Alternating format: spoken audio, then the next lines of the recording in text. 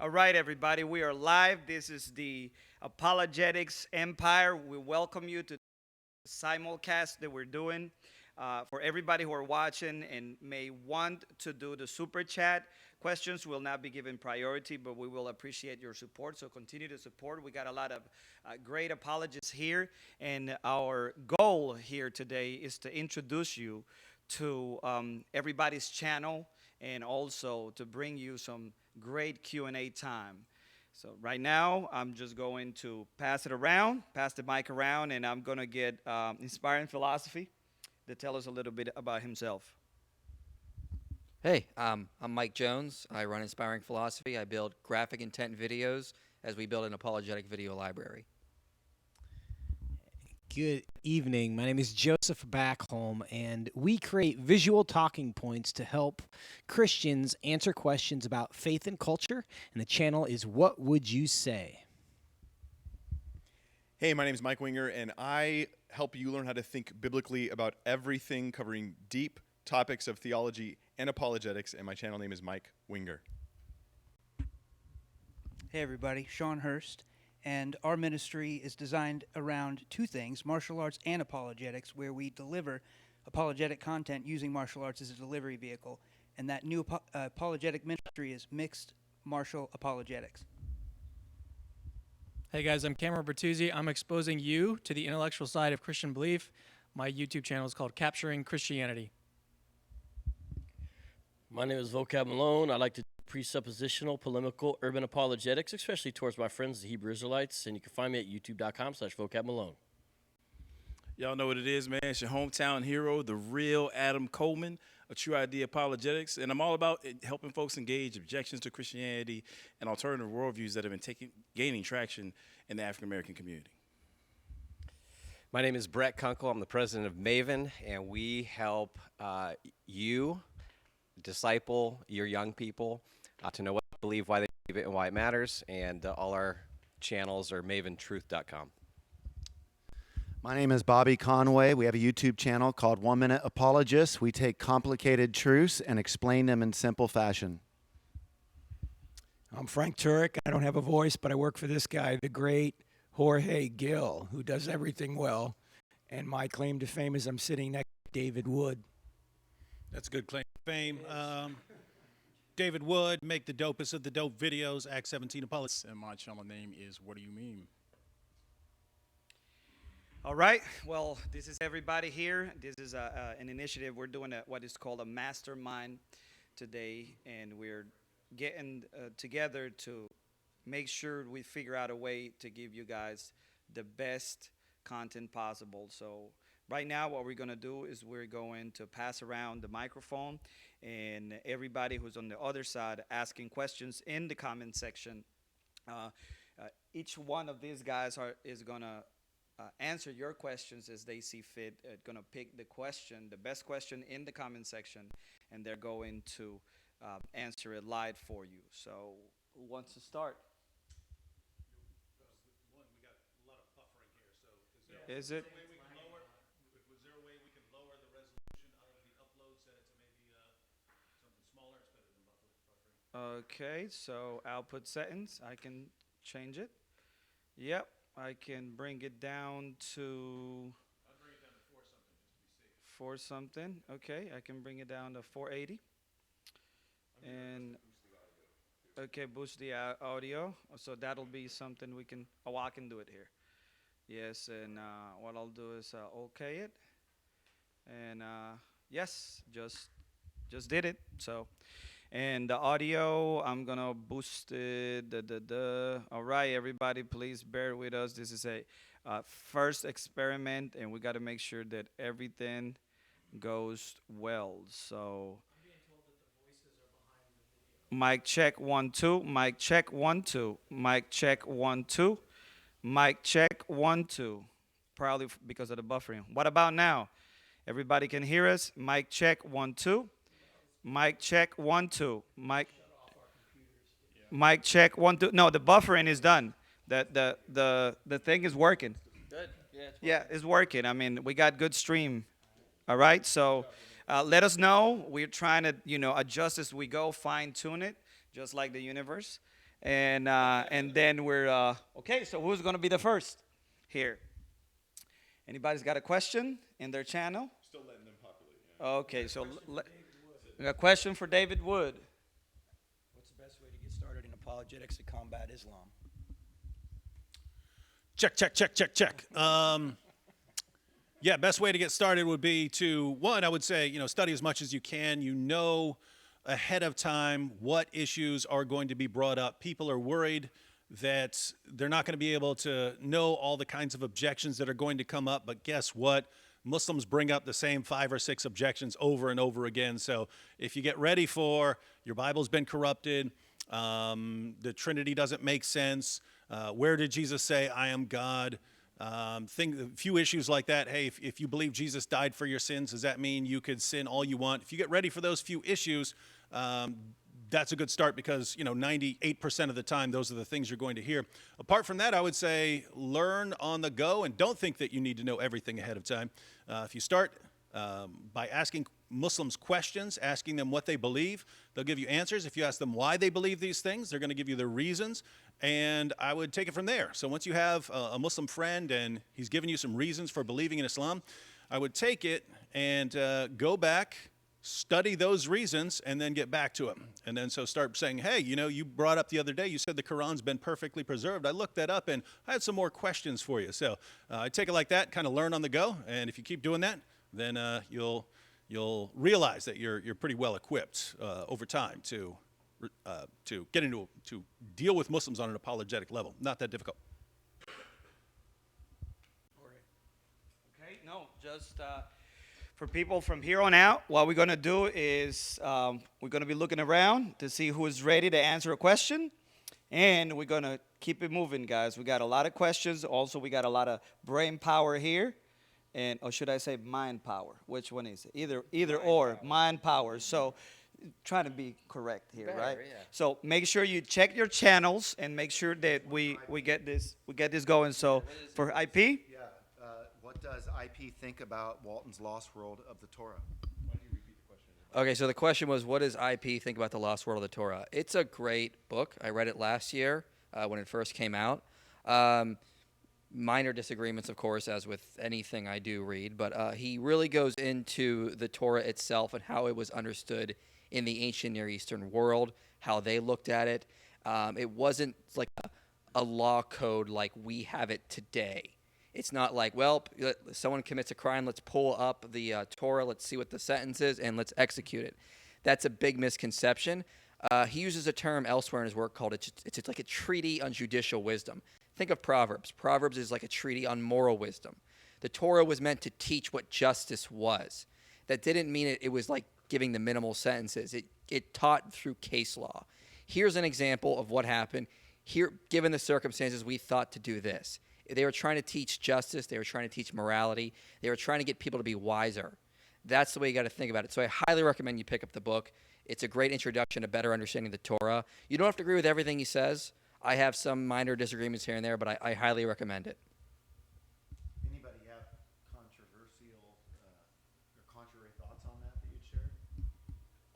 well, no, well, I would say let's go ahead on and just cater to the audience by answering their questions. I just don't see a lot yet. Okay, so you got one? All right, from Jesse Harris, how do you engage apathetic friends, people who don't feel the need for religion at all? I would say a couple of things. Number one, I would ask them the question, why are you apathetic about these things? And that might help you uncover the reasons why they're feeling apathetic. It might be they just want to avoid it. Might be they just don't care. And that will then tell you kind of where to go with them. So number one, you ask them the question. Number two, I think sometimes, I think this may be one of the most difficult challenges of someone who doesn't care. So sometimes you actually just have to wait. You have to just be patient until they get to a point that they eventually do care.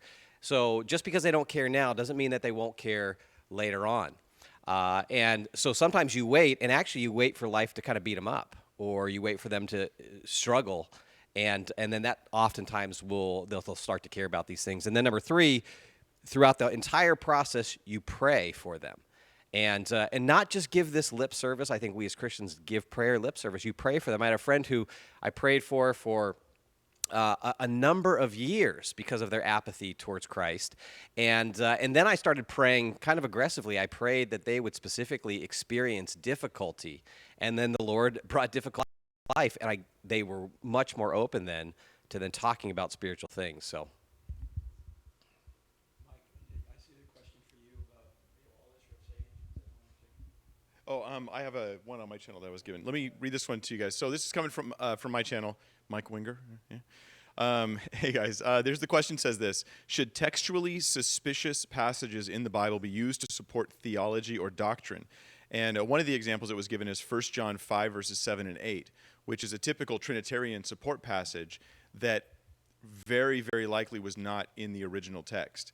And because of that, I think the answer is no, we probably shouldn't be using a passage that we think we have really strong reasons to think it probably was not original. It was probably an interpolation or commentary that maybe a scribe didn't know what to do with. They weren't sure if it was original or if it was just commentary on the side, so they just incorporated it into the text or something along those lines. Those types of things can happen. But we have really good reason to think that that was not an original passage, like really strong support. So we shouldn't use that.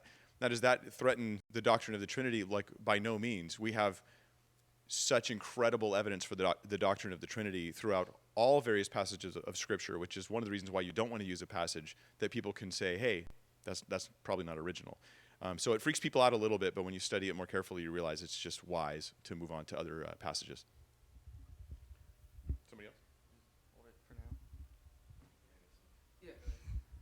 There's a question about somebody was talking to a friend and was trying to say that relative truth was true, and they kicked in the Roadrunner tactic and said, is that relative truth? And the person changed the subject.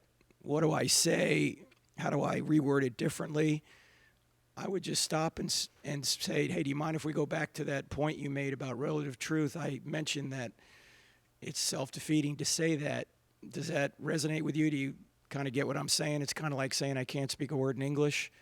And just in a kind way, just say, we kind of glossed over that. Can we go back to that? Because detecting self-defeating statements is half of what you need to know to defend the Christian faith, because there's so many false statements out there that are just self-defeating. They're logically impossible, and yet people believe them. And so don't let them move on to another topic. Just in a kind way, go back to that topic and see if they get the point. I have one more here, and then I'll be really quick. It's from Joshua. Who's the earliest mentions of the Gospels? Only quote them, not name them. Well, Paul technically quotes from the book of Luke in 1 Timothy, chapter 5, I believe. There's also possible allusions, I believe, in Clement of Rome sometimes. Also in Justin Martyr, there's a lot of allusions to the Gospels. He refers to them as the memoirs of the apostles. So you can check out those. Those are some pretty good sources for that. Who's next? I have one. All right, so I've actually had a couple people ask this, and the basic question is, how important is it to get a degree in an apologetics-related field? What advice would you give for those thinking about a degree? So I think this is going to be a kind of subjective thing. It's going to be different for everyone. It depends on what your purposes are with your ministry or what you're aiming at doing. I've actually thought a lot about this myself because I come from photography. That's my background. And so I've wrestled with the question of, do I go to school? Do I try to go for a master's or a PhD in some like philosophy or in some apologetics related field?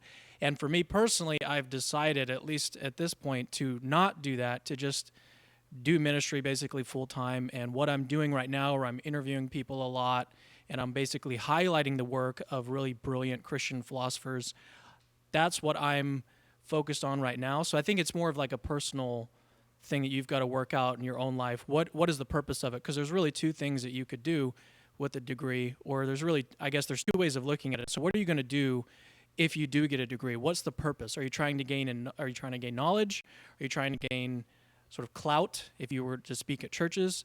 And I think those are the two things that I was looking at. And so for me, what I would be focused on if I was to get a degree would be the knowledge part of it. I would want to have more understanding of the field of philosophy, religion, And so ultimately I decided if I was going to do that, if that's my goal, I can just read books. I can get really great books, and I don't have to go into debt and to get a degree. But it's ultimately up to you what you want to do with it, and also realize that the job market for a philosophy professor, something like that, the job market is very, very competitive. So that's something else to keep in mind, what you're going to actually do with the degree. And I know that a lot of people here will probably have some thoughts on that, but we'll pass it on. I'd like to say something really quick about that since I'm in the other end of the spectrum. For me, actually, I do full-time ministry. I work for, Cross-Examine. And, he said he works for me, so, what school has helped me to realize is that I have all these ideas in my head, and I got all these arguments, and I know all these concepts, and I read, and being able to sit down in a classroom and have that flush out for me and put together in categories and have a control way to learn and to put these things in order for me to understand a little better. Has helped me a lot. So it all depends, like Cameron says, what are you trying to do with this? Is this just for you to serve in the local church? Is this for you to go and try to get a professorship somewhere? I think that it's on an individual basis, on a case-by-case basis. So in my case, I want to do this, but I'm doing ministry at the same time, so I only take one class at a time. And it might take me 10 years, but I'm already in the field doing this. Now, for a person who just wants to get in the field and is not don't have a schedule that is super full, then you go ahead on and you can go to school if you can afford it. If not, if you're already doing ministry, figure out there are other ways like online courses that you can go. You can go to onlinechristiancourses.com. We have some stuff over there. There are a lot of other ways you can go and audit a class if you're interested in a particular subject. But at the end of the day, it depends on what you're trying to accomplish with this education. Jorge, let me see it. We got a super chat. So we got a super chat. Want to say thank you for that super chat. What is Chris Date's view on hell, and what are our thoughts on that? Chris Date is a conditional immortality. That's kind of the position he holds to. Also known as annihilationism. If you're interested, go to our channel, 1 Minute Apologists. There we had Frank Turek on, and he talked about eternal conscious torment, and he gave several, answers to questions I threw his way. And I also had Chris Date on the program, and we probably got about a dozen to 15 videos with Chris Date. Chris is, I would say this, like I'm this guy that I'm open into just studying the scriptures and continuing to look and learn all that I can. I think he's a great guy. I would say that I would differ with him on being a 5-point Calvinist, where I used to be one. He's a friend. I love Chris, and I do think that when it comes to this particular view, you had John Stott building out an exegetical case.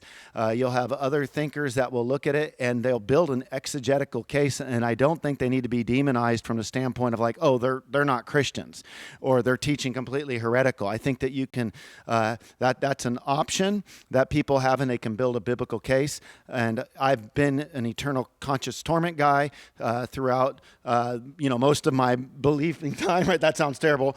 But Chris Date, I want to study what he has to say. I just haven't had time because of being, engaged in my research for so long.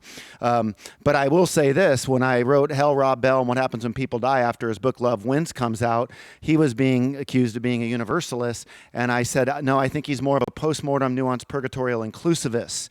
And so if you're interested in that idea, I think that you've got that view, universalism, and I think that those would be outside where I do think you can build a case like Chris Date, and you're totally and thoroughly in. I have a question. So I got a question from Carmel Crunk. Shout out to you. Thanks for tuning in. So the question is, do you think it's important to study ancient Near Eastern culture to defend the faith against the Kemetic community? So just to clarify, the Kemetic community are those folks who appeal to Egyptian spirituality, heritage, and philosophy to build their worldview. And I would say absolutely yes. I mean, the Bible was written within the context of the ancient Near East. And so, there's one of the main strategies of the Kemetic community is to try to say that Israel, wasn't, didn't come out of Egypt and all those kinds of things, try to detach them from that context. So there's all kinds of weights, measures, customs, and little nuances throughout the Old and New Testament that attest to okay, that attest to the Israelites really being there in the ancient Near East, so we can just easily shut down those claims. And it's helpful to know those kinds of things to shut it down. So yes, I would say absolutely. Somebody also asked, what's up with my hair? Why that hairstyle? Because I like it. so there you go. I just want to say real quick, hi Carm. I just want to say real quick, hi Carmel. That's all. She's been following me for a while. I just want to say hi. What's up, guys? So I got a question on my channel on what do you mean. It says, it's from Elijah McGrath. It says, what is the best way to witness to close friends? I struggle with getting a Christian conversation started. Yeah, so a couple things I'd say about that is, first, when you're close with people, it can get a little awkward sometimes, but you want to meet people where they're at. So I would be paying attention to what's important to my friend and what they value, and I would try to look for overlaps between that and Christianity and how it fulfills that, or how the gospel fulfills that greater than however else they're trying to get it fulfilled. Also, what I would suggest is starting off, sorry, can you hear me? All right, there we go. What I would suggest also is there's a good book by Greg Koukl called Tactics, and this is kind of like a central, I'd say, reading for people who are interested in evangelism. Basically, you want to ask certain questions to try to understand what they mean and where they're coming from. And that book gives some great points and some great tips for having those conversations in a non-offensive and a non-threatening way. So definitely check out that book, talk with your friends and get to know them, meet them where they're at, just as Jesus met us where we were at as well. So that's what I say to that. Thanks for the question. I got a comment here on our Facebook page by Brian Cardenas, and he says, will you guys say a prayer for you? Absolutely. We'll pray for you. We prayed before we started this live stream, and we will be glad to pray for you afterwards. So consider yourself prayed up for afterwards, okay? Anybody else? So a question we get asked quite frequently in our ministry has to do with certainty. And so I want to kind of clear this up, and I'm betting probably everybody here gets this one quite often. This one seems to be coming up a lot lately. In terms of certainty about knowledge of God, whether or not we need certainty to know that he exists. And so I'm not going to unpack Cartesian certainty tonight. You guys can look that up. But just to simply say, no, we do not need certainty. We don't require that for any of our views normally in life. It's completely unreasonable. Most professional philosophers who work in this field would also not agree with that either. And that field would be epistemology for those of you that are interested in asking these questions. So just understand that a reasonable way to think about it is to think about the fact that all you need is some evidence that fits whatever it is you are thinking about. So in this case would be God, all right? And that God would be the best hypothesis for that evidence. And there are ways we can weigh that and handle that, and we can talk about that in the future if anyone's interested. All right, so I have another question. Let me get the microphone here. So I have another question from, his name is Anthony Rowden. He's actually one of my patrons, so thank you so much, Anthony, for supporting me. He says, for anyone, how do we explain to others, especially in the church, the importance of apologetics? It seems there's a lot of resistance to it. So I actually interviewed Bobby over here, who most of my viewers will be aware of because I just interviewed him on my channel. We talked about this very topic. So if you want to get a little bit deeper in this question, then check out my interview with Bobby, the 1 Minute Apologist. But one of the things that he said in my interview with him that I really, really liked was he said, if you're not doing apologetics, well, how did you phrase this, Bobby? You said, the person who says that apologetics isn't necessary has just revealed how little of it. Well, let me let you say it. Let me let you say it. I think this is the quote you might be referring to. Yeah, the person who says apologetics isn't important has just revealed how little evangelism they are doing. There we go. So that was actually one of my favorite quotes from that interview. So if you want to watch the whole thing, go ahead and do that. But what I do when I talk to people about the importance of apologetics, I just tell my story. So the reason why I'm involved in apologetics now is because my brother became an atheist about 7-8 years ago. And that is the reason for me why apologetics is so important, is because it can lead to these really bad things that can happen where people fall away. And I think this is why we need an apologetics in the church, is to make sure that this doesn't happen, is so that people know that there is good evidence, there's good reasons for Christianity, not just to keep them in the faith, but to keep them believing something that is true. I think that's ultimately what we're all doing here, is we want to believe what is true. It's not just about defending something we grew up believing. That's what I did when I first started to look into apologetics and philosophy, was I wanted to figure out, is any of this stuff even true? Like, beyond just trying to defend something that I grew up believing. Is this true? And so I think obviously it is, after I looked into the evidence and the arguments.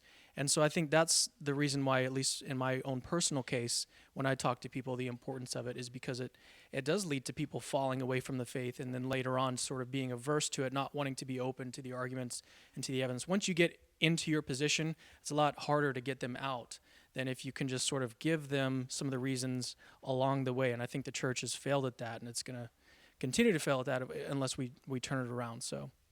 I got a quick one for Frank, because I know he's not reading the comments. I got a super chat. So Frank, the question is the following. Given the current political atmosphere, how do you deal with believers that appear to forsake biblical principles in regards to abortion and taxation? Well, I don't know about the taxation question, because there's nothing in the Bible about what the tax level should be. With regard to abortion, I would ask them, how did they come to that conclusion? Why do they think that is a viable political position to get behind, that abortion should be legal? Jesus scolded the Pharisees, who were politicians, in Matthew 23:23, where he said that you neglect the weightier matters of the law. You're basically tithing your spices, but you're neglecting the weightier matters of the law. And the weightiest matter of the law, of course, is life, because the right to life is the right to all of the rights. If you don't have life, you don't have anything. So if we're not out politically trying to support life of the most innocent and vulnerable of our citizens, then we're not really upholding the Christian worldview. Or just, doesn't even have to be the Christian worldview. It could be the natural law worldview. We have to support that. And that, I put it this way, that being pro-life does not qualify you to be a candidate, but being pro-abortion disqualifies you from being a candidate. You can be pro-life and be a knucklehead in just about every other area, but I think it's a fundamental requirement of a politician that I'm going to support is that that person be pro-life. If they're not pro-life, they're disqualified. Yeah, we got a super chat here, and then we also have one for Michael. But let me see where that went. I got it right here. You do? Michael, you answer that, and then we'll hit the super chat, and then we'll pass it on to Adam. All right, so since we're going to go into controversy here, Jim Wick, John Wick's younger brother, asked, is IP the only theistic evolutionist in the Apologetic Empire? I don't know. We didn't really talk about that much. I mean, Frank thinks the universe is eternal. Isn't that kidding. But, you know, We're evolving on that issue. he says we're evolving on that issue. But, you know, that's not a central core doctrine. I think we all here believe in an historical Adam and Eve. We all believe that they fell and that Jesus came to redeem us from that, offer us eternal life in the resurrection that is to come. So I think as long as we accept that, it doesn't matter. If you want more, in a week, I'll be in the Toronto area debating Dr. Joe Boot on is evolution compatible with the Bible, and I'll make sure that's on YouTube. It's going to be on February 12th, but I'll make sure it's up on YouTube, even if I have to upload it to my own channel after we record it and everything. So stay tuned for that, and I'll lay out some good arguments in there. If you want to know more about my view, see my Genesis series on my channel. I go over everything from Genesis 1 up to 6, and I explain how this fits with the theistic evolutionist view. And I don't even mention evolution. I just talk about Genesis in its ancient Near Eastern context. Hey, Bobby. Something on that? Huh? Are you jumping on? Yeah. Well, it's just that he's wrong. But other than that, I have a question. So it's the question that I got a lot of times from Moises. So Moises, I just want to thanks for your question. I'm going to answer so you can stop putting it in the live chat over and over again now. But it's what is the name of the Father, Son, and Spirit in Matthew 28:19? That's the question he keeps asking. Well, let me read the passage and then we'll answer it real quick. And think about this. What's the name that's being talked about here? It says, go therefore and make disciples of all the nations, baptizing them in the name of the Father and of the Son and of the Holy Spirit. Jesus commands his disciples to do this. And I think that the answer isn't that we need to assign a particular name, like it's a secret name that we have to figure out or know, something like that. I think rather this is a great Trinitarian verse. Because of the name, single name of the Father, the Son, and the Holy Spirit, this one name for three persons, how does that work? Well, the Trinity. God is, one being, three persons, three in one.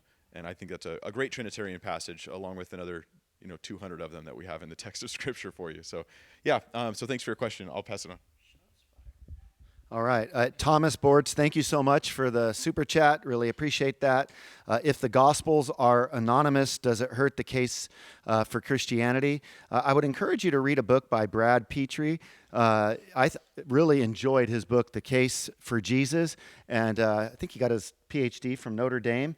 He makes the case at the very beginning. I haven't had the privilege and the luxury of looking at all of some of the, manuscripts, but he says he actually goes against this whole idea that the Gospels are anonymous. He says, in fact, when you look in the manuscripts, they all have the name there. So he actually refutes it, and it's in his book, The Case for Jesus, the first few chapters. I found it fascinating, so I just would throw that as a book to read. He is a Roman Catholic, but he does have some good stuff. And Frank, you do speak a lot on Gospels. Was there anything that you might want to add to that question?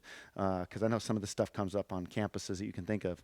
Well, another book is the one written by Peter Williams, Can We Trust the Gospels? Isn't that what it's called, Mike? I think that's what it's called. Yeah, and one of the things he pointed out with regard to the authorship is he said, if you look at, say, Matthew, it's written by a Jew in the first century, even if it's not Matthew, right? It's Jewish throughout. It's really written to the Jews. So I think even if it's not Matthew, it's a Jew who is an eyewitness. Oh, by the way, a little side note before I go to the question. I am seeing people note that the sound is a bit out of sync with the video. Keep in mind, this is experimental, right? I was anticipating some technical difficulties, but basically, Jorge got the program that allows him to live stream to multiple channels. We tried last week with a lecture that Frank was given where we put it out on multiple channels, had no problems there, but the question is, how many channels can we go live on at the same time? So this is kind of experimental. Once it works, we're going to see, where to take it from there. Oh, it could be your garbage mic that has Jorge's picture on it. That's what happens. See, that's what pride does, ladies and gentlemen. Anyway, question I had was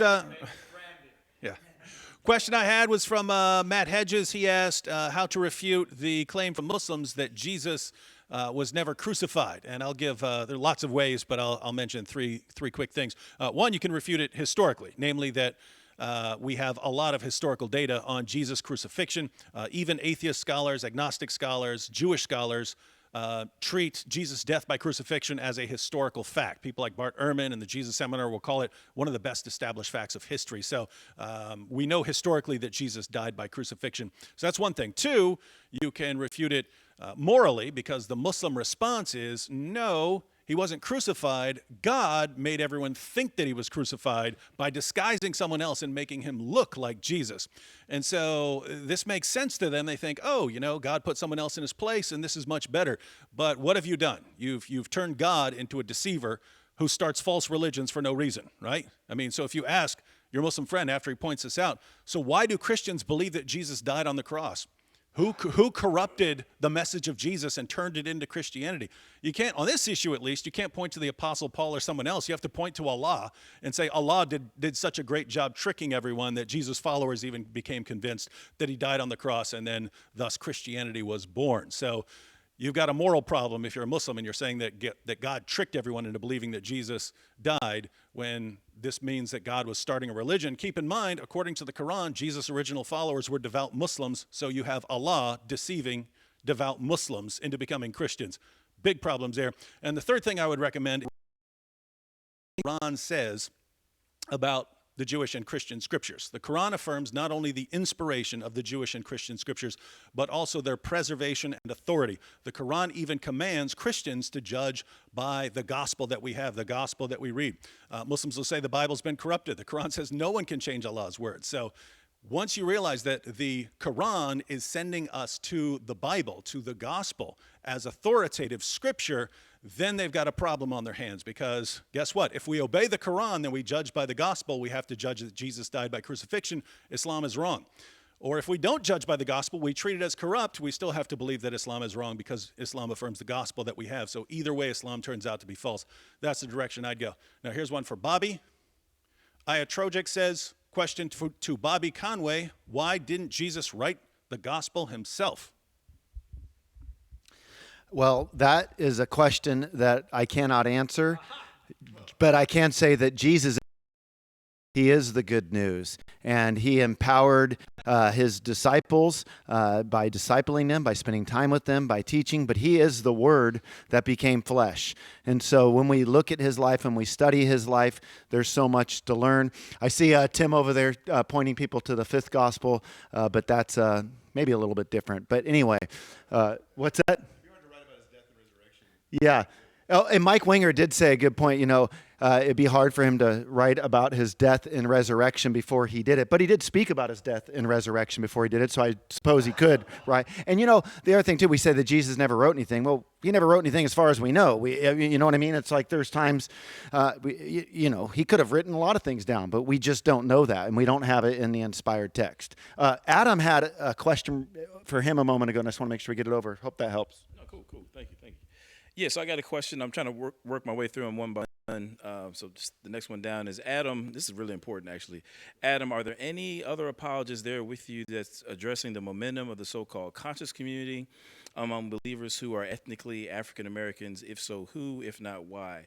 Now, actually, I'm going to tell you why I think it's a great question, because first of all, you do have some guys in this team here who are directly engaging the conscious community, such as Vocab Malone, you know, you got David Wood, John McCrae, and so forth. Aside from that, though, you know, I think what's actually even more fundamental is that all truth is God's truth. You know what I'm saying? And there's not one channel up here that I'm not, you know, gleaning from, learning from, and so forth. You know what I'm saying? So I think one of the misconceptions is that what's going on in the conscious community is so alien to the other kinds of apologetics concerns, is that we kind of have to create for a whole flock. I said, I would endorse everybody here, but you know, to that, yeah, John McCrae, Vocab. I don't want to mention but Vocab, man. But yeah, all right, Vocab, and yeah. So I guess that's how I would answer. Yeah, somebody else. Nice. What's up with this mic with your face on it, bro? It's on like two sides. You love it, bro. It's like two-faced. Did Frank approve Jorge's face all big on here? I approve Frank to have that. All right, well, this one is actually from a man, Joseph back home. This is for you. I'll hand you the mic after I got it in my live chat for you. Joseph has a great channel, everybody, called What Would You Say? And the question is, what can we do to prepare our kids to withstand the onslaught of secular culture? Thank you for that vocab. And what would you say? What we do exist to do is help people answer those questions. Specifically, with kids in particular, parents, grandparents, and our channel does provide answers to questions. How many genders are there? Is sex assigned at birth? Is an embryo a person? Those kind of questions. We hope in about 3 minutes to be able to provide answers to parents for their kids. And I think the answer to this question is parents and grandparents have to be prepared for their kids, because the reality is in the world that our children are living in, they are getting answers that ultimately fundamentally challenge whether the gospel is reliable, about gender, about human sexuality, about family structure, those questions. And the accusation underlying all of these questions is, did God really say? And we go back to Genesis 3. Are the things that God revealed to us in Scripture actually true? Do they apply to the world today? And if parents don't have the ability to answer that question for kids, then what's happening, I think, is kids begin to lose faith because the other side is super aggressive, super evangelistic, and really confident in what they believe. And if we can't provide a similar response to that, then I think what we are communicating without communicating is they actually have a better answer. They're more confident in what they believe than we are. And eventually, I think that's what young people are observing happen in these culture wars, because and as a result are getting sucked into the mob because they feel like they know what they're talking about and they're really confident about what they say. And so from the parents' perspective, I think what we have to do is we have to be students ourselves of the culture, of the gospel, how the gospel applies to the culture, and we have to be ready for these questions so we're not afraid when the questions happen and we don't run away and try to change the subject, because that's communicating something to our kids as well. So.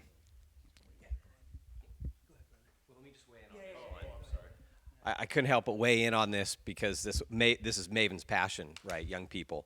And I think given the aggressive secular culture that we're in right now, in terms of the discipleship of our young people, parents need to start much earlier.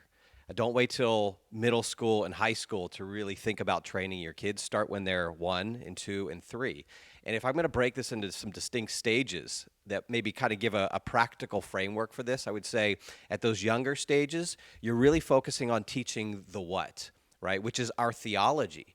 And we have got to lay a solid foundation of theology for our children, because our theology provides our worldview, how we see the world. And so there is no greater area of knowledge that you and I can pass on to our kids than the knowledge of God. And that starts early on. And so you're pouring into them this theology that's going to shape their worldview. And then that's going to help them then to navigate these difficult kind of cultural issues that they're facing. Because what I'm finding with young people is that it's not often the traditional apologetics questions that they're asking. It's these cultural challenges. So it's gender identity. My friend is transitioning in school, or I watched this YouTube video about gender identity. It kind of made sense to me, but that clashes with what I hear at church. But there's no explanation, there's no undergirding strong worldview that helps them to make sense of this. So you, at that younger age, you're teaching the what. As they get older, then you add teaching the why. This is where apologetics is so vital in the discipleship of young people. And you're also in that process, I think, teaching them logic and reason, and you're making space for their questions and doubts. And then by the time they're in high school, if you've laid that foundation, of course, you never stop laying that foundation, but you keep adding. You add the why to the what. But then thirdly, I think the thing that is often missing in our churches is then giving them an opportunity to articulate it. This is kind of like teach the how-to. And this is where we take these kind of unique trips, these immersive experiences where we train high school students in apologetics or in theology, and then we take them to places like Berkeley or Utah to engage people who don't believe what they believe. And that really helps them solidify. And I think we've got to get more aggressive with our young people if they're going to resist this kind of secular assault. So we had a question from Matt asking how to refute Roman Catholicism. And so what I would say to you here, Matt, is rather than focus on a system, instead focus on a person. If you've got somebody in mind that you know that's Catholic, which is what I'm operating under the premise or inference here that is your question, focus on them and whether or not they're trusting in Christ alone for their salvation. Start from there, because that's the most important key fundamental part. Then from there you can work out once you know that they're saved. But always start there at the salvation first, because if you start from the system, it may take you forever, and who knows what may happen to that person in the meantime. So hopefully that's helpful, brother. I got two quick things. So one question I had was, where's Braxton Hunter from Trinity Radio? And he actually is just, he couldn't make it, okay? He couldn't make it, scheduling conflicts, but he would love to be here. And maybe if we do this again, he'll be here. But I want you guys to go check him out, Braxton Hunter. His YouTube channel is called Trinity Radio, so go search his channel. So I got a super chat from somebody asking a question to IP. It says, how do you respond to atheists who claim that theists say, we don't know, therefore it must be God? Yeah, just for more information, I have a video on my channel called Abusing the God of the Gaps Fallacy. That will cover it a lot. What they're doing is a caricature of the actual arguments. No one here says that. No one goes, well, I don't know what caused the universe, therefore God. If you look at the Kalam cosmological argument, just the very basic argument, William Lane Craig is not doing that. If you look at my arguments like the digital physics argument or the cosmic conscious argument, no one is doing that. It's a lot of the same way that people would reason to the existence of gravity. No one's saying, well, I don't know why objects fall to the earth, therefore there's a mystical thing called gravity. That's silly. No scientists do that. They say, well, we have evidence of this force based on the curvature of space of large objects that it would push objects down. And so based on our best available evidence, this is the best theory that explains the data. The same thing we do with theism. We have a lot of this good evidence, fine-tuning, cosmological evidence, consciousness, moral realism, that's objective moral facts and duties. And we say the best explanation of this would be in a necessary eternal mind that is beneath or, so to speak, or behind the universe that caused everything or brought things into existence. If the atheist doesn't agree, they shouldn't caricature the argument. They should just be like, they should offer a better explanation of the data that we have presented, or they should agree with us, or they can just be agnostic. Just caricaturing the argument shows you they're not listening. They're not into actually trying to go through these arguments. They just want a quick, little snappy thing they think will make all their followers cheer. But it's dishonest. It wouldn't work in other circumstances like gravity or pick any scientific theory or any philosophical theory. But for some reason with theism, that's the way they go. But what they really should be doing is engaging in the evidence, saying, well, I don't agree with you, here's a better explanation, but they don't do that. So if they're doing that, they're probably not worth your time. They're just trying to get this quick, kind of win and look like they're really, charismatic, but they're not engaging with the evidence and call them out. Ask them to actually go through the premises with you. Say, where do you think I'm doing that? Why is this not the best explanation? What's wrong with that? And you'll see they won't be able to do it. You see in my debates as well. Got a quick thing. Before we continue with the questions, just let you guys know we're going to keep doing this for another 35, 45 minutes. Make sure that it don't matter where you're watching from, follow everybody. This is the idea is that you go and subscribe to all the YouTube channels that are going live right now. It's in the video description. Also, make sure that you leave your comments. You tag people in the comment section that you think they will be built with this live stream, with these questions, with these answers. Make sure that you support everybody here in this room and help us, because we want to continue to do this on, regularly. So make sure that you do that. Follow everybody here, subscribe, and keep asking your questions in the comment section. So I got a lot of questions. Actually, I get this question a lot. A lot of questions about how do you stop sinning, or if you're in some sort of process where you just keep failing and you keep you're just stuck in some kind of rut with sin, and people are trying to get out of that. There's a couple things I can speak to. Kind of like my life, I'd say, is that I understand what that's like, right? Being in that cycle. And what I'd say is, for me, a person like me, it doesn't help to just be tell myself to just stop doing that, stop being a bad Christian, right? And I think about even in Matthew 23, where Jesus says, you clean the inside of the cup, because if you, and then you'll have the outside of the cup clean as well. And I think this is represented over and over in Scripture as well. It's not enough to just stop these external actions, because when you stop the external actions, you still have that, whatever is causing it, the root of it is still deep down inside of you. So you want to clean that inside first, and then it will clean the outside as well, as Jesus said. And a passage too that was helpful for me too was Galatians 5:16, where it says, so I say, where Paul is saying, so I say, walk in the Spirit, so that way you don't gratify the desires of the flesh. And notice that he didn't say, don't gratify the desires of the flesh, so that way you can walk in the Spirit. Instead, it was kind of backwards, right?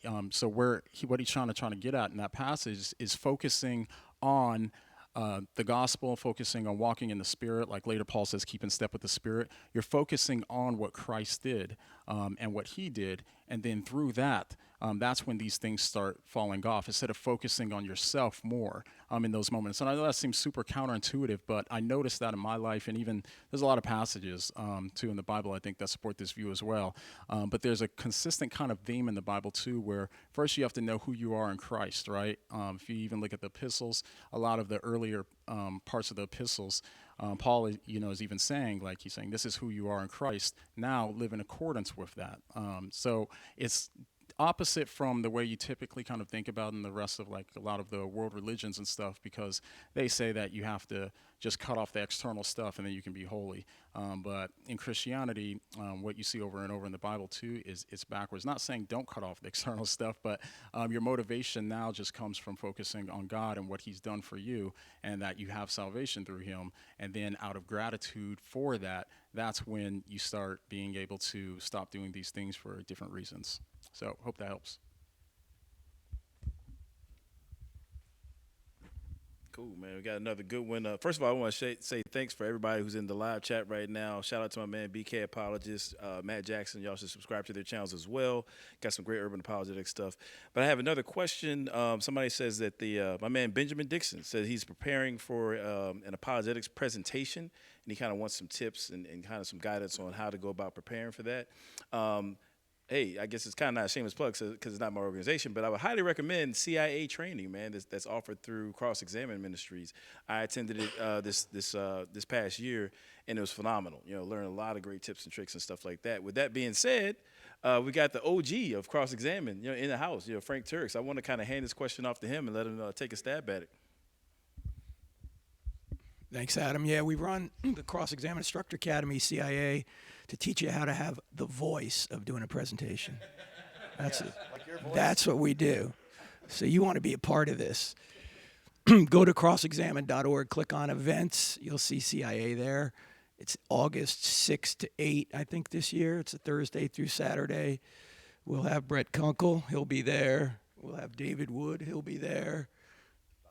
Bobby Conway will be there. Myself, Greg Kokel, Jay Warner Wallace, Jorge Ernesto Gil Calderon. We will have Alyssa Childers there, Richard Howe. It's going to be a great event. Only take about 60 people because we not only present to you, you present to us, and we need to evaluate you. I had a quick question here. Where is it? Someone, I'll find it later. Who has a question? Hayden Tang. Hayden Tang is asking, what can people do to help join or spread the Apologetics Empire? Keep in mind, a few of us discussed this meeting last year before I ever said anything about an Apologetics Empire. So we basically got together and discussed the people who are posting lots of content. What? It was CIA. We were at CIA, and I was sitting there with Jorge and with Bobby Conway, and we started discussing, hey, what would happen if the people, the Christians who are doing lots of apologetic stuff on YouTube actually got together, explored strategies. We want to realize, hey, we're not in competition with each other on YouTube. We all have the same goals, and so wanted to get together for something like this. When I posted the Apologetics Empire video, really all I was thinking about, apart from Christians working together like this, was I was just saying, hey, my goal down the road would be 5, 6, 7 Christians sort of living in the same area, a couple of tech guys, Christian group that has all the bases covered. There's a science guy, a theology guy, a Bible guy, and so on. And these guys would just could go live every night as a group, and then it could be a free-for-all because they've got all the bases covered.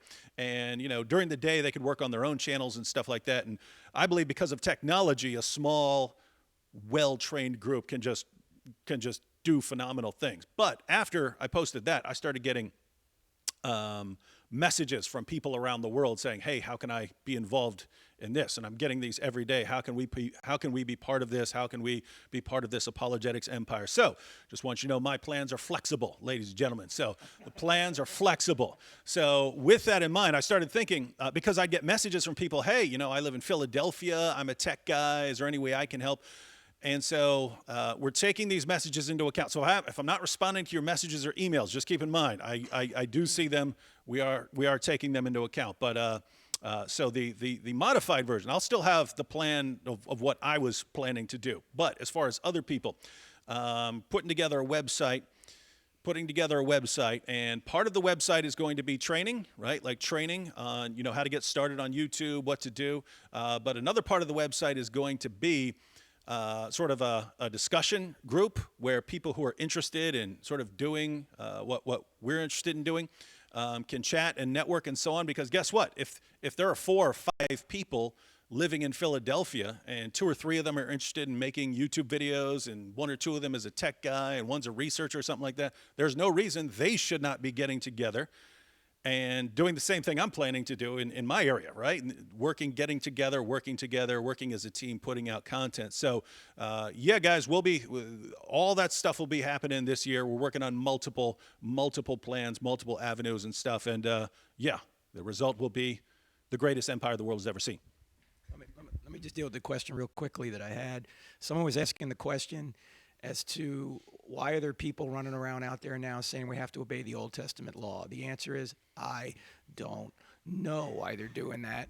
But let me just say the answer is very simple. It's impossible to obey the Old Testament law because there's no temple. How could you fulfill the Old Testament law? There's no temple to go to. Not only that, Hebrews 8:13 says the old covenant is obsolete. Everything from Exodus 20 to Deuteronomy is obsolete in terms of its effect on Christians today. Now, 9 of the 10 commandments are repeated in the New Testament, but the Old Testament law is obsolete. So don't put that burden on Christians. Even the Jews couldn't live up to it, according to Peter. Just read Acts 15. Acts 15 says you don't need to obey some of those laws from the Old Testament. I want to thank Jay Jose for the super chat, and I would say on behalf of all of us, I know some of you will be repeating your questions or what have you, and there's no way that we can get to all those because there's several of us, and so just know that we're not even seeing everything that's coming through. We're just trying our best to answer a question and give everybody a little bit of space. But the question from Jay Jose was, what is everyone's opinion on Christian YouTubers having dreams about the rapture? And so I would say we can't get everyone's opinions, but I'd like Brett Kunkel's opinion on Christians having dreams about the rapture. Come on, Brett. Right? No, don't put him on the spot. Hey, no, Brett would agree. Hey, I would say, look, I can't help what people dream about, and neither can anyone else here, but don't wake up and write a book about it. I think that's the danger. You'll get people have a dream about hell, or they'll have a dream about heaven, or they'll see an image that they think's a facsimile of Jesus on their toast, and they'll post it on YouTube.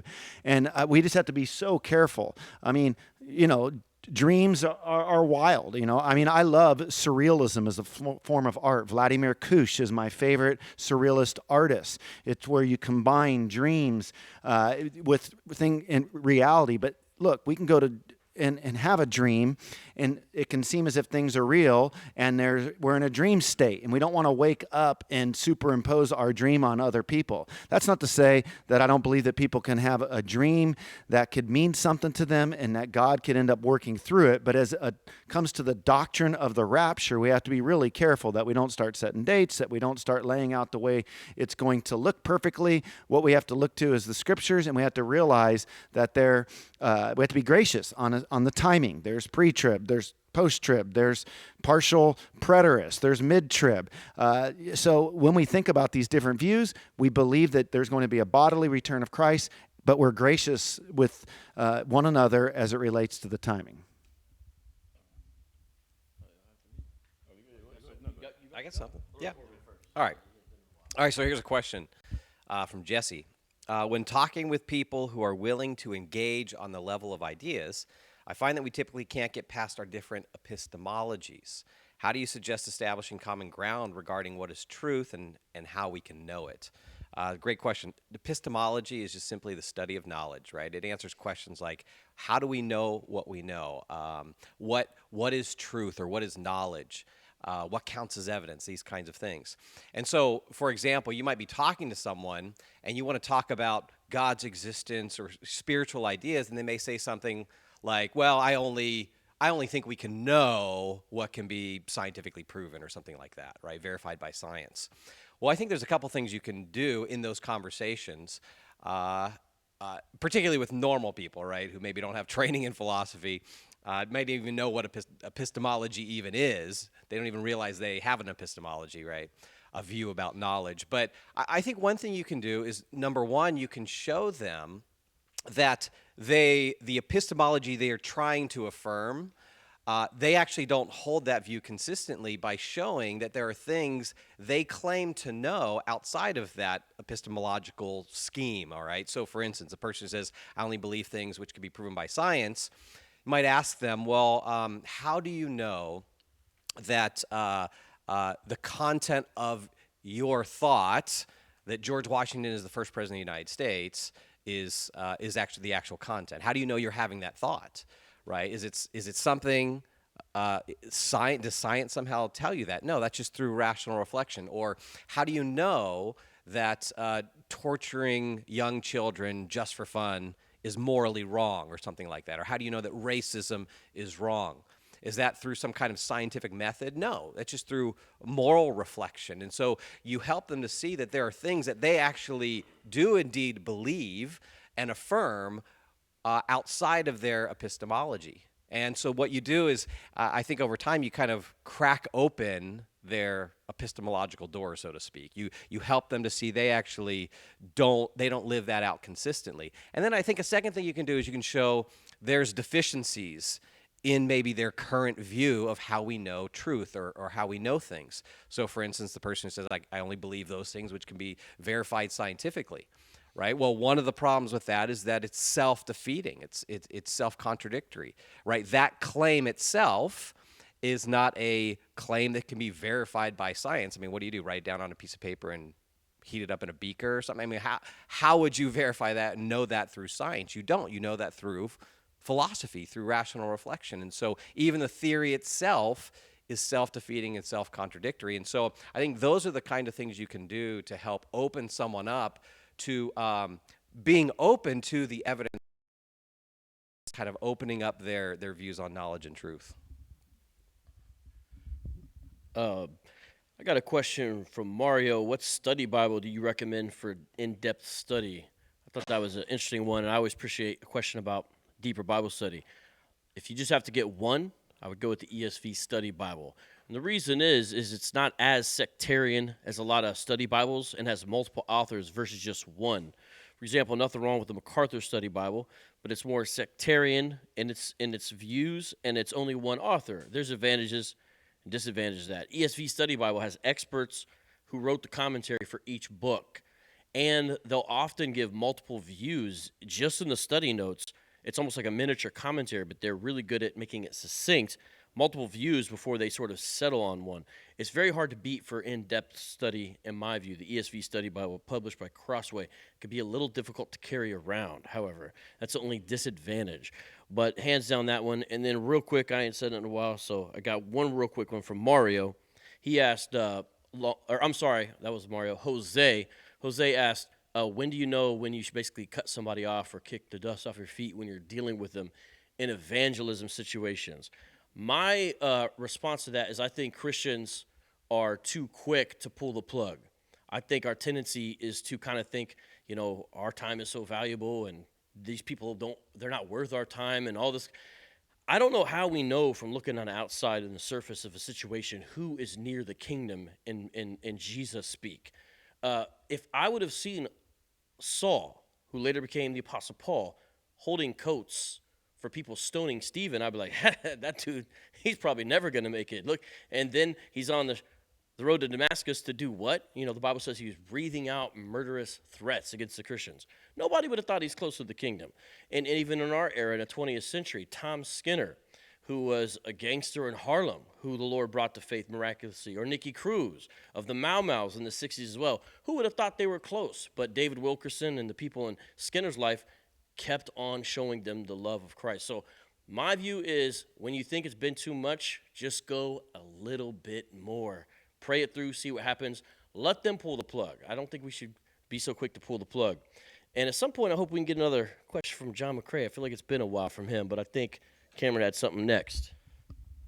All right, so I've got a question from Stubadub. He says, how do you respond when an atheist says, at least atheists admit when they don't know something? So I'd say a couple of things in response to this. So first of all, I think that it depends on the atheist, because a lot of atheists don't admit when they don't know something. It also depends on the claim itself. And then also, a lot of theists that I know, a lot of Christian philosophers especially, and Mike even has some thoughts on this, a lot of Christian philosophers are very quick to admit when they don't know something. So it really depends on the context, who you're talking about, what atheist, what theist, what claim. But I think really what's at the heart of this idea is that we don't want to be too strong with the claims that we make. Like, we don't want to go beyond what the evidence suggests. And so I think that sentiment is ultimately a good thing to think about. Like, you don't want to go too strong, basically. You don't want to go too further than what the evidence permits you to go. And so I think in with respect to the arguments for God's existence and the evidence that we have for theism, IP talked about this a little bit earlier, I think that there are really good arguments and evidence for the truth of theism and for Christianity. And so really what it comes down to is, what does the evidence suggest? But I think the evidence does suggest a lot. All right, and I have another question for IP from Carmel Crunk. She says, how do you respond to atheists who say the burden of proof is on theists? Well, first of all, it to some degree it is. We're saying that God does exist. That is a positive claim. But we're not just saying that. We have offered evidence, arguments from consciousness, arguments from the beginning of the universe, cosmology, arguments from quantum mechanics, arguments from moral realism. We have put this big theory out there. We've put a lot of this evidence out there. The atheist just then can't say, well, I'm not convinced and the burden is still on you. No, that's a subjective argument at that point. That's not how it works. We said we have presented all this evidence. The best explanation is a theistic worldview. If you can't offer a better explanation, we are justified in saying this is the best explanation. Watch how atheists argue against young earth creationists. Young earth creationists will say, rock layers prove Noah's flood. Now, you may think that, but just go with me in this hypothetical. The atheist will say, no, I'm going to offer a better explanation. I think those rock layers were laid down millions of years. See, they're offering a better explanation for that. When it comes to the arguments for God's existence, they rarely, and I mean rarely, do that. It's all about, well, I'm just not convinced, or I don't know, or I don't think that gets you there. They're not doing the same. They're not playing the same game. It's a little bit, they'll try things like that. Make them offer a better explanation. We understand we have a burden of proof to meet. We offer arguments and evidence and say this is the best explanation. They just can't turn around and go, well, I'm not convinced, and therefore you're not right. No, that's not how it works. If they can't offer you anything else, we're justified in saying this is the best explanation.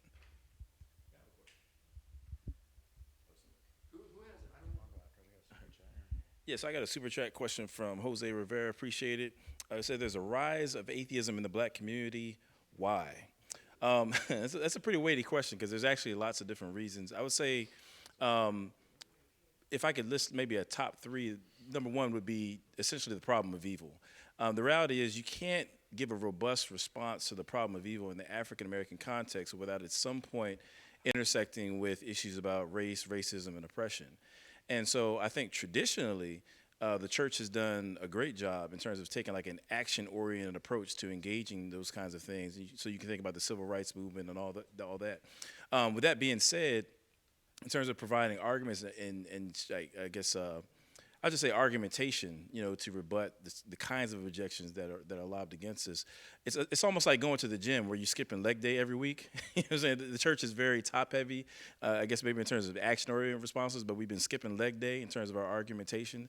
And so I think that what needs to happen now is the church has to, in the African-American context, has to turn its attention toward providing better answers and kind of packaging answers that people can relate to today and address that problem of evil. So, yeah.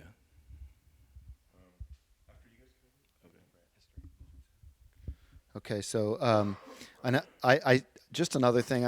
Some of you could see this. I want to be sensitive. I know some of you can think, oh man, well, you got to give a super chat to get your answers. I'm new to these live things, but I've just been told that they go to the top. So we have these super chats coming in, and so we're not trying to, at the end of the day, we're thankful for everything that you give, and we just want you to know we appreciate it. We're not trying to overlook any questions at all, but we do have some of the super chats that are coming in, and we're just trying to recognize those as we don't have time to answer everything. I just saw one: can eschatology be used as an apologetic, such as the Olivet Discourse? And then another one, and that's from the Miss Amrun, thank you. And then another one: since a list of books would take too long, can you give a list of authors that address historical, scientific, and philosophical fields of apologetics? Thomas Bortz. Does anybody have just a special set of books offhand that you would want to recommend as it relates to historical, scientific, and philosophical fields of apologetics? Some books you might have? Okay. John Lennox, Can Science Prove Everything? Yep. J.P. Moreland. Yeah, I was going to say, for philosophical apologetics, my favorite guy out there is J.P. Moreland, and particularly one book I think it's really, especially if you're wanting to dive deeper into the philosophy, his book, the Recalcitrant Imago Dei, where he talks about the human person and the failure of naturalism to account for these certain things like free will, consciousness, rationality, the soul, objective morality, intrinsic value. I think is a really good philosophical work in apologetics, and shows how naturalism can't account for these irreducible facts. Awesome. I had a question asked several times about how can someone be delivered from sinful lust. Go to our podcast. I have 2 interviews with a guy by the name of Stephen Black, who came out of homosexuality years ago, and he said 3 things are necessary.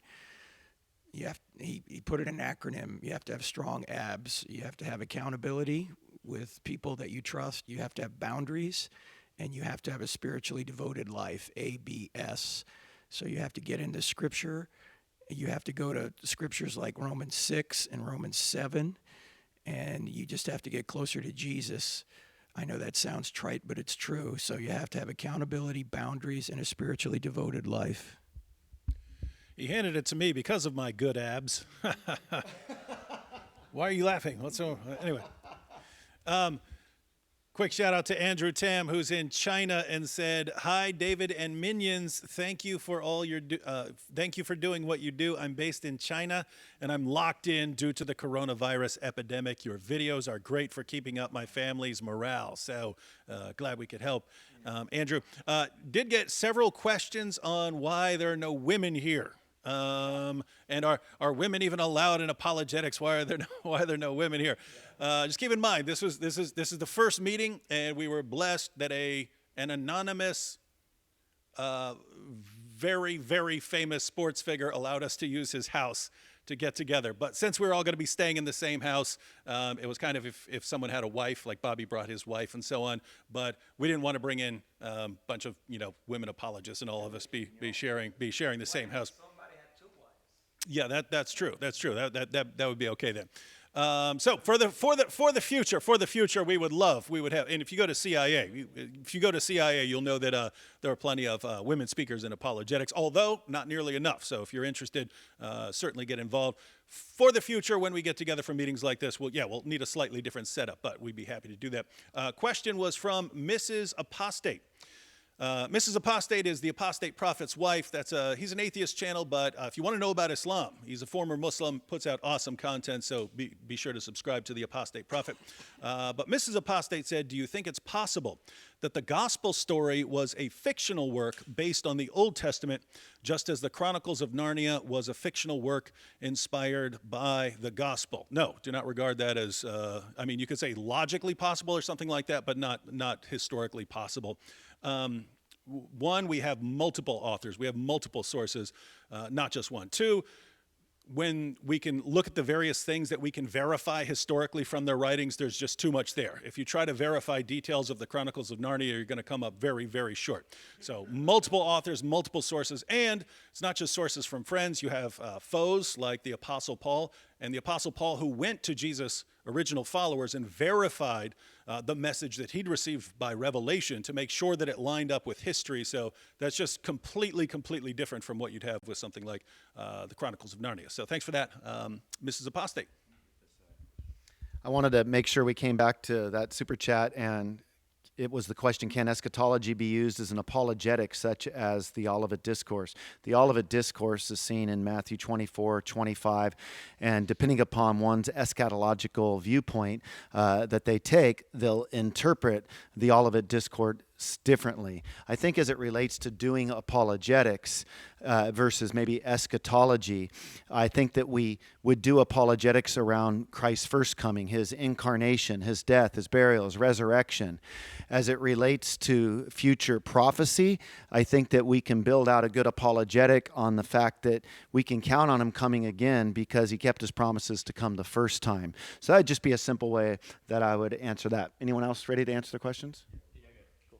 Yeah, real quick. I got a question from atheist fan favorite. Pine Creek is in the building. He asked, do you think that more people would become Christians if apologists use 1 Kings 18 as a template on how to evangelize, i.e. pray in Jesus' name to light up water-soaked wood? So how I respond to that is, well, first of all, I think as somebody who purports to have been purports to be a former Christian, to be well-versed in theology, I would think he probably should know how I'm going to answer this question, but perhaps not. I guess maybe haven't been banned by Mike Winger and David Wood.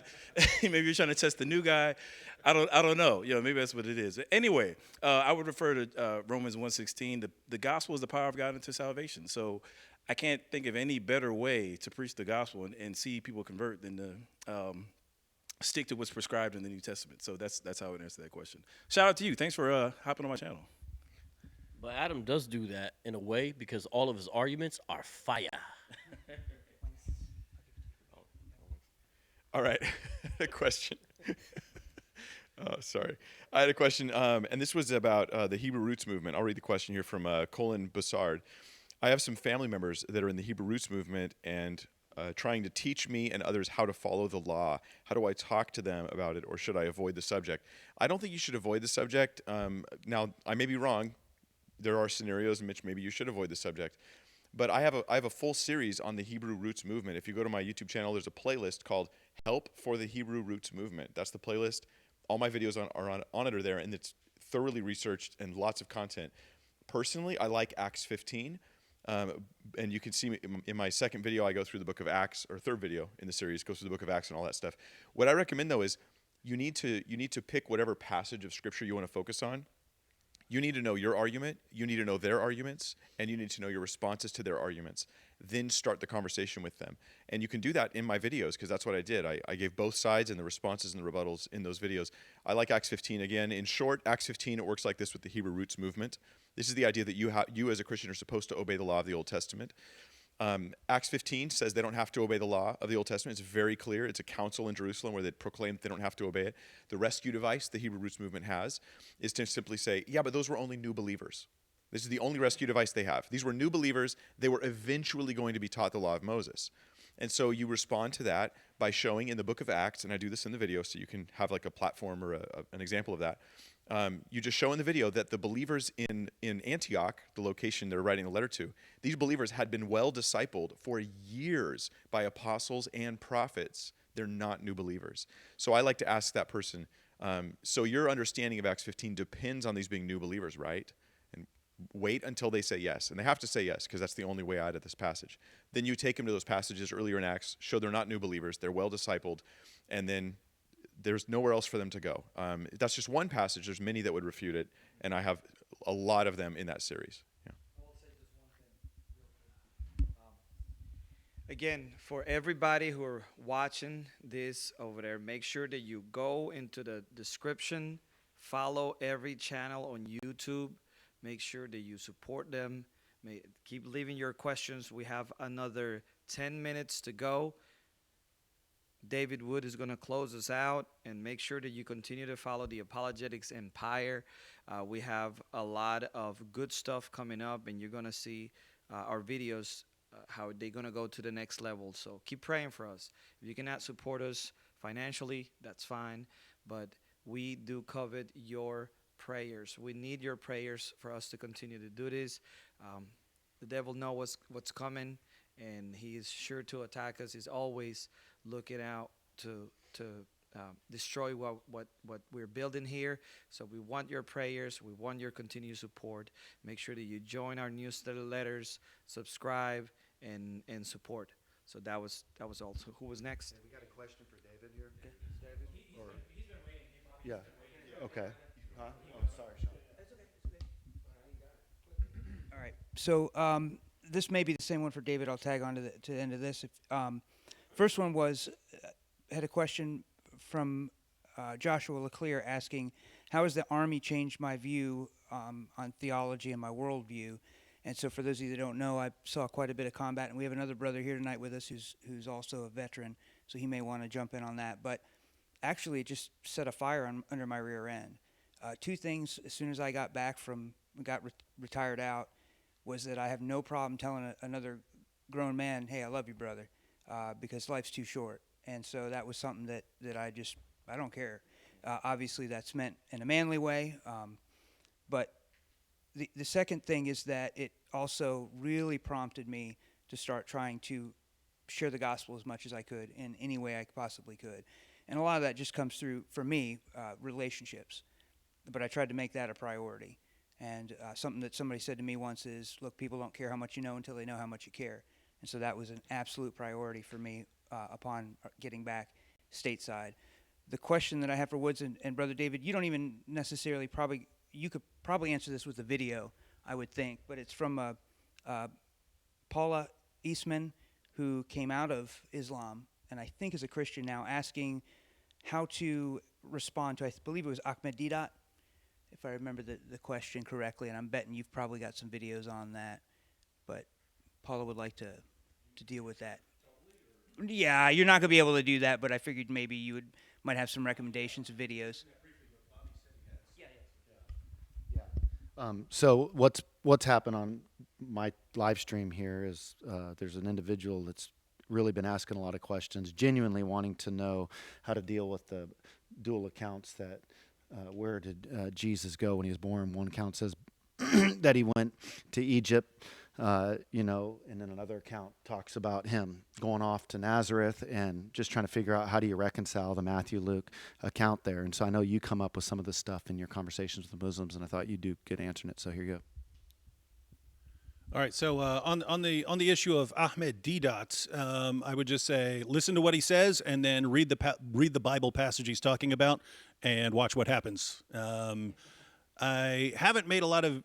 I'm not sure I've made any videos about Deedat. I've made a bunch of videos about Zakir Naik, which those responses usually apply to Deedat as well, because Zakir Naik got them from Deedat. So you can see all kinds of problems there.